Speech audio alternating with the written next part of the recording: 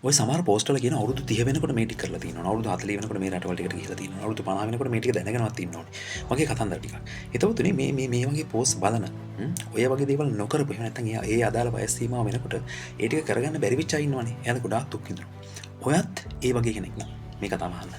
එතකොටනේ කෙනෙකුට කියන්න පුළුවන් පෝස්ට් එකක් හදලා දාන්න පුළුවන් අවුරුදු 30 වෙනකොට මේක කරලා තියෙන්න ඕනේ. අවුරුදු 40 වෙනකොට මේක කරලා තියෙන්න ඕනේ කියලා. නමුත් ඔබේ ජීවිතේ ඔබ ගත කරපු මේ කාල සීමාව ගැන දන්නේ ඔබ අවුරුදු 30 40 වෙනකන් තමන්ගේ තංගිරේ මල්ලිට උගන්වන්න ඕන නිසා කසාද නොබැදපු අය ඉන්නවා.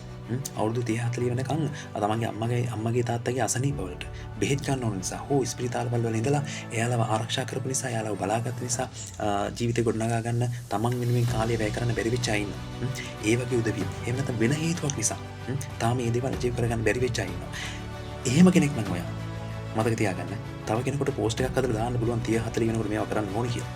හැබැයි ඒ අයගේ ජීවිතවල මම මේක කලිනුත් කියලා තියෙනවා. ඒ අයගේ ජීවිත ගත වෙන විදිය වෙනස්. සවුන්ඩ් මුහුණ දෙන්න වෙන අභියෝග වෙනස්. ඒ නිසා මේ වෙන කෙනෙක් පෝස්ට් එකක් හදලා දැම්මයි කියලා මේ කාලෙ වෙනකොට මේක අචීව් කරලා තියෙන්න ඕනේ කියලා ඔබ කලබල වෙන්න එපා. ඔබ කලබල වෙන්න එපා. ඔබ බොහොම ශක්තිමත්. බොහොම ධෛර්ය සම්පන්නව. මෙච්චර කල් කරගෙන ආවා වගේ ජීවිතේ ඉස්සරහට අරන් යන්න.